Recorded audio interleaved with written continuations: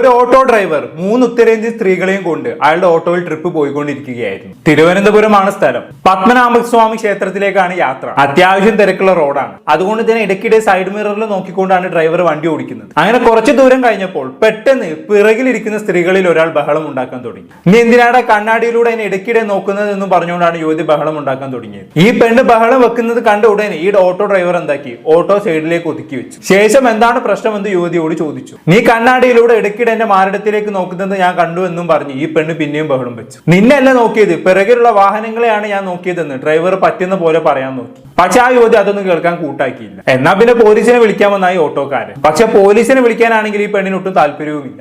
അങ്ങനെ കുറച്ചു നേരത്തെ ബഹളത്തിന് ശേഷം ഈ പെണ്ണും അവളുടെ കൂടെ ഉണ്ടായിരുന്ന മറ്റു സ്ത്രീകളും കൂടി എങ്ങോട്ടോ പോയി. പക്ഷെ ഈ സംഭവം നമ്മുടെ ഓട്ടോക്കാരനെ മാനസികമായി തളർത്തി കളഞ്ഞു. അങ്ങനെ അയാൾ എന്ത് ചെയ്തു, തനിക്കുണ്ടായ അനുഭവം തുറന്നു പറഞ്ഞുകൊണ്ട് ഒരു വീഡിയോ ചെയ്തു. നമുക്ക് എന്തായാലും ആ ഓട്ടോക്കാരന് പറയാനുള്ള എന്താണെന്നുള്ളത് കേട്ടോക്കാം. അത്രയ്ക്ക് വിഷമമുള്ളതുകൊണ്ട് പറയുന്നത് ഇങ്ങനെ ഒരു വീഡിയോ ചെയ്യണമെന്ന് എനിക്ക് ഒരു ആഗ്രഹമില്ലായിരുന്നു.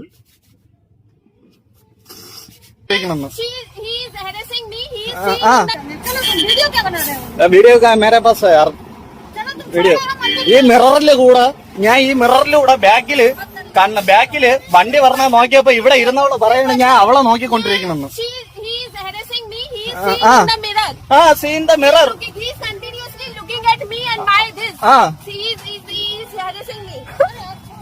ओके पुलिस में बात करेगा. पुलिस आने का टाइम तो जाओ. पुलिस आएगा तो तू जाओ. पुलिस आने का तू जाओ. प्रॉब्लम नहीं है. पुलिस आने का तू जाओ. കേട്ടല്ലോ, പോലീസ് വന്നതിന് ശേഷം നിങ്ങൾ പോയിക്കോ എന്ന് ഡ്രൈവർ വീണ്ടും വീണ്ടും പറയുന്നുണ്ട്. പക്ഷെ ആ പെണ്ണുങ്ങൾ പോലീസ് വരാനൊന്നും നിന്നില്ല. അതിനു മുമ്പ് അവിടെ നിന്ന് പോവുകയാണ് ഉണ്ടായത്. അങ്ങനെയാണ് ഓട്ടോ ഡ്രൈവർ പറയുന്നത്, എന്റെ മാരടത്തിലേക്ക് തുറച്ചു നോക്കി എന്നെ ഹറാസ് ചെയ്യുന്നത് എന്നൊക്കെ പറഞ്ഞിട്ട്. പിന്നെന്താണ് പോലീസ് വരുന്നെന്ന് കേട്ടപ്പോഴേക്കും ഈ പെണ്ണുങ്ങൾ ഓടിക്കളഞ്ഞതെന്നാണ് ഞാൻ ആലോചിക്കുന്നത്. അതിലെന്തോ ഒരു ഉടായ്പ മണക്കുന്നുണ്ട്. ആ പെണ്ണ് ജനുവിൻ ആയിരുന്നെങ്കിൽ എന്തായാലും പോലീസ് വരുന്നവരെ കാത്തിരിക്കുമായിരുന്നല്ലോ. അങ്ങനെയല്ലേ ശരിക്കും ചെയ്യേണ്ടിയിരുന്നത്. എന്തായാലും ബാക്കി കൂടി കണ്ടോക്കാം. ഹലോ ഗൈസ്, ഒരു കാര്യം പറയാനായിട്ടായിരുന്നു ഞാൻ വന്നത്. ഇന്ന് റാപ്പിഡോ ഓടുന്ന, ഇല്ലെങ്കിൽ യൂബർ ഓടുന്ന, ഇല്ലെങ്കിൽ ഓട്ടോ ഓടുന്ന എല്ലാവർക്കും എനിക്ക് ഈ ഒരു അനുഭവം ആദ്യമായിട്ടാണ്. അതുകൊണ്ടാണ് ഞാൻ ഇതിപ്പം പ്രതികരിക്കണം ഇല്ലെന്നുണ്ടെങ്കിൽ ഇതിനെപ്പറ്റി ഒരു വീഡിയോ നിങ്ങളിൽ എനിക്ക് എത്തിക്കണം എന്ന് തോന്നുന്നത്. ഒരുപാട് പേർക്ക് വന്നിട്ടുണ്ടായിരിക്കും, അറിയത്തില്ല. ഇന്ന് എനിക്ക് നമ്മുടെ കുളത്തൂര് നിഷിന്റെ അവിടെ നിന്ന് ഒരു ഓട്ടം കിട്ടി, ശ്രീപത്മനാഭ സ്വാമി ക്ഷേത്രത്തിന്റെ അവിടെ പോകാൻ വേണ്ടിയിട്ട്. ഓട്ടം കിട്ടിയപ്പോഴത്തേക്ക് ഞാൻ എന്ത് ചെയ്തു, അവരെ പോയി കസ്റ്റമറിനെ റാപ്പിഡോയിലായിരുന്നു പിക്ക് ചെയ്തു. നമ്മുടെ ചാക്കയാണ്, വൈകിട്ട് 5 മണിക്കുള്ള ബ്ലോക്കുള്ള ഏരിയയാണ്. കള്ളം പറയുന്നല്ല ബ്രോ, ഇത് കേൾക്കുന്ന ആരായാലും. വണ്ടി വരുന്നു, ഒരു മിനിറ്റ്. ബ്ലോക്കുള്ള സ്ഥലമാണ്. അപ്പൊ എന്റെ ദാണ്ട ഞാൻ രാവിലെ നമ്മൾ ഒരിക്കൽ സെറ്റ് ചെയ്താൽ മാറ്റത്തില്ല.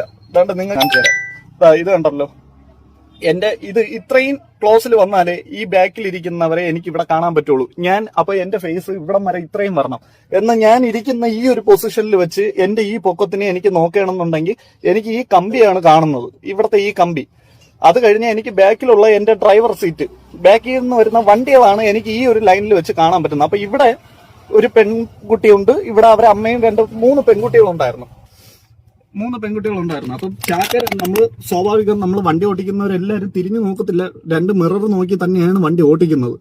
ഓക്കെ, അപ്പൊ ഓട്ടോ ഡ്രൈവർ പിറകിലെ വണ്ടി കാണാൻ വേണ്ടിയാണ് മിററിലൂടെ നോക്കിയത്. മിററിലൂടെ നോക്കിയാൽ പിറകിൽ വരുന്ന വാഹനങ്ങൾ മാത്രമേ കാണാൻ സാധിക്കുകയുള്ളൂ. ഓട്ടോയുടെ ബാക്കിൽ ഇരിക്കുന്ന ആളുകളെ കാണാൻ സാധിക്കില്ല എന്നൊക്കെയാണ് ഡ്രൈവർ പറയുന്നത്. അതിനനുസരിച്ചിട്ടാണ് ആള് മിറർ സെറ്റാക്കി വെച്ചിട്ടുള്ളത്. പക്ഷേ ഈ പിറകിലിരിക്കുന്ന പെണ്ണിന് ഓട്ടോ ഡ്രൈവർ തന്നെ മാരടത്തിലേക്കാണ് നോക്കുന്നതെന്ന് തോന്നി. അതാണ് പ്രശ്നം. ഡ്രൈവർ പറയുന്നത് ഡ്രൈവർ സീറ്റിൽ ഇരുന്ന് സൈഡ് മിററിലൂടെ നോക്കിയാൽ തനിക്ക് പിറകിലെ യാത്രക്കാരെ കാണാൻ സാധിക്കില്ലെങ്കിലും പിറകിലെ യാത്രക്കാർക്ക് സൈഡ് മിററിലൂടെ നോക്കിയാൽ തന്നെ കാണാൻ സാധിക്കുമെന്നുള്ളതാണ്. സോ അങ്ങനെ ഡ്രൈവർ സൈഡ് മിററിലൂടെ പിറകിലെ വാഹനത്തെ നോക്കിയ സമയത്ത് പിന്നെ സീറ്റിലിരിക്കുന്ന പെൺകുട്ടി സൈഡ് മിററിലൂടെ തന്നെ അത് കാണുകയും തന്നെയാണ് നോക്കിയതെന്ന് തെറ്റിദ്ധരിക്കുകയും ചെയ്തതാവാനാണ് സാധ്യത എന്നാണ് ഡ്രൈവർ പറയുന്നത്. പക്ഷെ എനിക്കിവിടെ തോന്നിയ സംശയം എന്താണെന്ന് വെച്ചാൽ, നമ്മൾ ഒരാളെ നോക്കുമ്പോൾ അയാളുടെ കണ്ണ് എങ്ങോട്ടാണ് ചലിക്കുന്നത് എന്ന് നോക്കിയാണ് അയാൾ നമ്മളെ തന്നെയാണ് നോക്കുന്നതെന്ന് നമ്മൾ തിരിച്ചറിയുന്നത്, അല്ലെ? അങ്ങനെ വരുമ്പോൾ പിറകിലെ വാഹനത്തെ നോക്കുന്ന ഡ്രൈവർ തന്നെയാണ് നോക്കുന്നത് എന്ന് ഈ പെൺകുട്ടിക്ക് എങ്ങനെ തോന്നി എന്നുള്ളതാണ് ഉത്തരം കിട്ടാത്ത ചോദ്യം. ഐ കോണ്ടാക്ട് ഉണ്ടെങ്കിലല്ലേ നമ്മളെയാണ് നോക്കിയതെന്ന് തോന്നുക.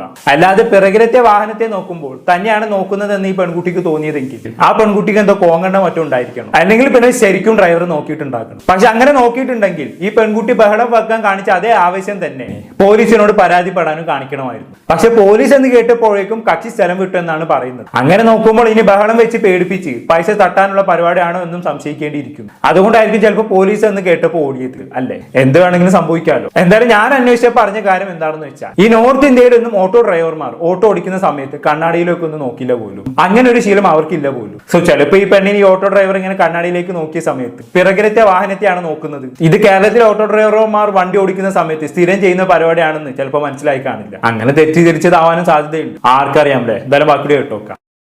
രണ്ട് മിറർ നോക്കി ഞാൻ വണ്ടി ഓട്ടിച്ചു വരുന്നു. ചാക്ക പാല ഇറങ്ങിയപ്പോഴത്തേക്ക് ഇവര് പെട്ടെന്ന് എന്റെ അടുത്ത് നീ എന്തിനാ എന്നെ നോക്കുന്നതെന്ന്. ഞാൻ സത്യം പറഞ്ഞ ഷോക്കായി പോയി. ഞാൻ ചോദിച്ചു എന്തോ.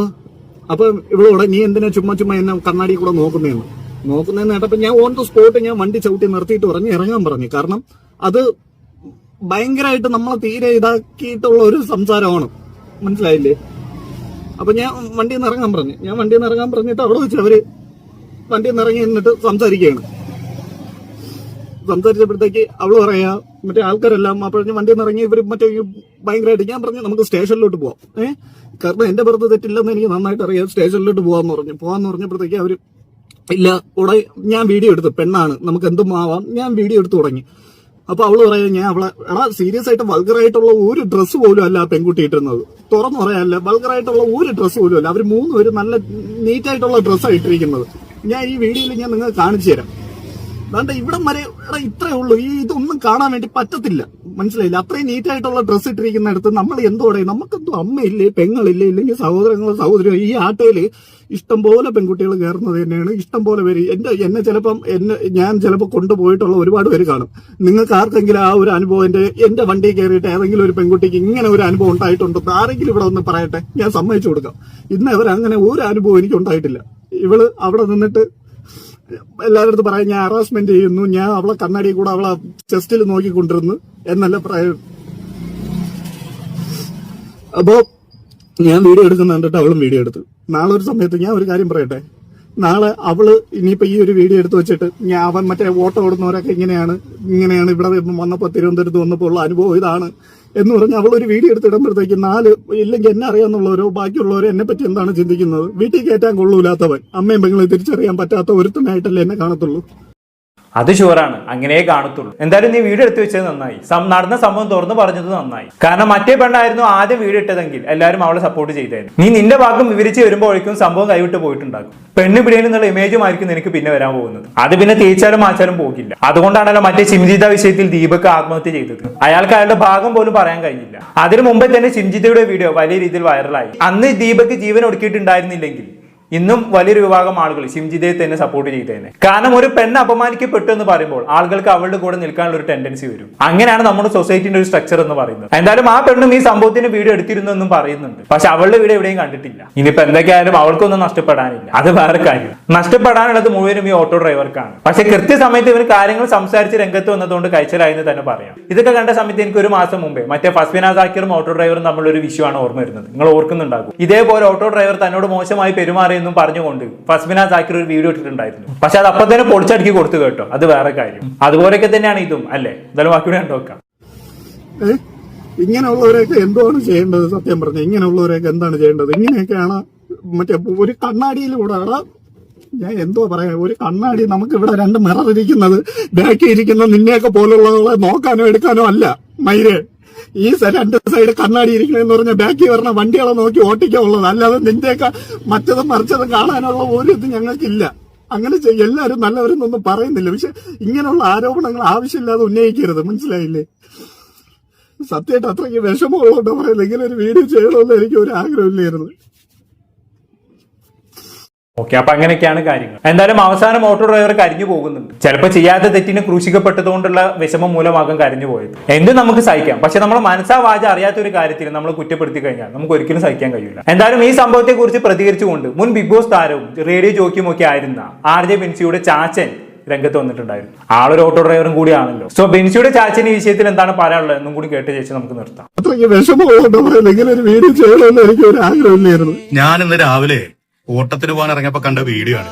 കണ്ടു കഴിഞ്ഞപ്പോ വലിയ വിഷമമായി. എനിക്ക് ഈ ഒരു അനുഭവം ആദ്യമായിട്ടാണ്. He is harassing me. He is seeing in the mirror. വണ്ടി ഓടിക്കുന്നവരെല്ലാരും തിരിഞ്ഞു നോക്കത്തില്ല, 2 മിറർ നോക്കി തന്നെയാണ് വണ്ടി ഓടിക്കുന്നത്. ഞങ്ങൾ ഓട്ടോറിക്ഷക്കാര് വലിയ മോശക്കാരൊന്നും അല്ല കേട്ടാ. ഇതുപോലത്തെ വീഡിയോസ് ഒക്കെ മുമ്പും വന്നിട്ടുണ്ട്. തൊടുപുഴയിലെ ഒരു ഓട്ടോ ഡ്രൈവർ മദ്യപിച്ച് വാഹനം ഓടിക്കുന്നു എന്ന് പറഞ്ഞ ഒരു വ്ളോഗർ സാമൂഹ്യ മാധ്യമം വഴി പ്രചരണം നടത്തിയത് ഇന്ന് ആ ഡ്രൈവറുടെ ജീവിതം വഴിമുട്ടിയിരിക്കുകയാണ്. കള്ളുകൂടിനാന്ന് പറഞ്ഞാൽ ആരെങ്കിലും ഓട്ടം വിളിക്കും. ഒന്നാമത് ഓട്ടം കുറവാ. 82 തൊട്ട് തുടങ്ങിയതായി വാഹനങ്ങൾ ഓടിക്കാൻ. അപ്പൊ ഇത് സത്യത്തിൽ നമ്മളൊരു ഉപജീവന മാർഗം എന്നതിനപ്പുറം ഒരു സേവനമായിട്ട് തന്നെ ഞങ്ങളെല്ലാം ഇതിനെ കാണുന്നത്. ഇതുപോലുള്ള വീഡിയോസ് ഒക്കെ ഷെയർ ചെയ്യുകയും അല്ലെങ്കിൽ അതിന് കമന്റ് ഇടുകയൊക്കെ ചെയ്യുമ്പോൾ ഞങ്ങളുടെ നിരപരാധിത്വം കൂടിയൊക്കെ നിങ്ങളൊന്നും മനസ്സിലാക്കണം കേട്ടോ. ഓക്കെ, അങ്ങനെയൊക്കെയാണ് കാര്യങ്ങൾ. ഇവിടെ ചാച്ച പറഞ്ഞല്ലോ ഓട്ടോ ഓടിക്കൽ ഉപജീവന മാർഗം മാത്രമല്ല ഒരു സേവനം കൂടിയാണെന്ന്. അതൊന്നും അംഗീകരിക്കാൻ കഴിയില്ല. ഓട്ടോ ഓടിക്കൽ സേവനവും കോപ്പുമായിട്ടൊന്നും എനിക്ക് തോന്നിയിട്ടില്ല. പൈസയ്ക്ക് വേണ്ടിയിട്ട് തന്നെയാണ് ഓട്ടോ ഓടിക്കുന്നത്. ഇഷ്ടംപോലെ ഉടായ്പ ഓട്ടോക്കാരെ കണ്ടിട്ടുമുണ്ട്. അതുകൊണ്ട് നന്മമരലാരൊന്നും പിടിക്കേണ്ട. ഇപ്പൊ ഈ നടന്ന വിഷയത്തിൽ കേട്ടെടുത്തോളം ഓട്ടോക്കാരന്റെ ഭാഗത്താണ് ന്യായമെന്ന് തോന്നി. അത്രയേ ഉള്ളൂ. ഓട്ടോക്കാരിൽ മാത്രമല്ല എല്ലാ വിഭാഗം ആളുകളും നിത്യജീവിതത്തിൽ ഇതുപോലുള്ള പ്രശ്നങ്ങളൊക്കെ നേരിടാറുണ്ട്. സ്ത്രീകൾക്ക് അനുകൂലമായിട്ടുള്ള നിയമമാണ് നമ്മുടെ നാട്ടിലേക്ക്. പലപ്പോഴും അത് ദുരുപയോഗം ചെയ്യപ്പെടുന്നത് നമ്മളെല്ലാവരും കണ്ടതുമാണ്. ഇങ്ങനെ ദുരുപയോഗം ചെയ്യപ്പെടുമ്പോൾ നിരപരാധികളായിട്ടുള്ള പുരുഷന്മാരുടെ ജീവിതമാണ് നശിക്കുന്നത്. അത് മാത്രമല്ല പിന്നീട് സ്ത്രീകളുടെ ഭാഗത്തു നിന്നും ഒരു ജെന്യൂൻ കേസ് വന്നാൽ പോലും ആളുകൾ അത് വിശ്വസിക്കാൻ മടിക്കും എന്നുള്ളതും കൂടിയുണ്ട്. ഈ സിംജിത ദീപക് വിഷയം വന്നതോടുകൂടി ബസ്സിലോ ട്രെയിനിലോ വെച്ച് ഏതെങ്കിലും ഒരു സ്ത്രീക്ക് ഒരു മോശം അനുഭവം ഉണ്ടായി കഴിഞ്ഞാൽ അവൾ അത് പുറം ലോകത്തോട് പറഞ്ഞു കഴിഞ്ഞാണെങ്കിൽ ആരും വിശ്വസിക്കാത്ത ഒരു അവസ്ഥയാണ് ഇപ്പൊ നിലവിലുള്ളത്. അതിനുള്ള പ്രധാന കാരണം എന്താണ്? സിംജിത നടത്തിയ മുതലെടുപ്പാണ്. അതാണ് ചില സ്ത്രീകൾ നിയമത്തിന് ആനുകൂല്യം വെച്ച് മുതലെടുപ്പ് നടത്തുമ്പോൾ മുഴുവൻ സ്ത്രീ സമൂഹത്തെയുമാണ് അത് ബാധിക്കുന്നത്. എന്തായാലും കൂടുതലൊന്നും ഞാൻ പറയുന്നില്ല. സംഭവം നിങ്ങൾക്ക് മനസ്സിലായി കാണുമെന്ന് വിചാരിക്കുന്നു. എന്താണെന്ന് നിങ്ങൾക്ക് തോന്നുന്നത് താഴെ കമന്റ് ബോക്സിൽ രേഖപ്പെടുത്തുമല്ലോ. പുറത്തൊരു ടോപ്പിക്കുമായി വീണ്ടും കാണാം.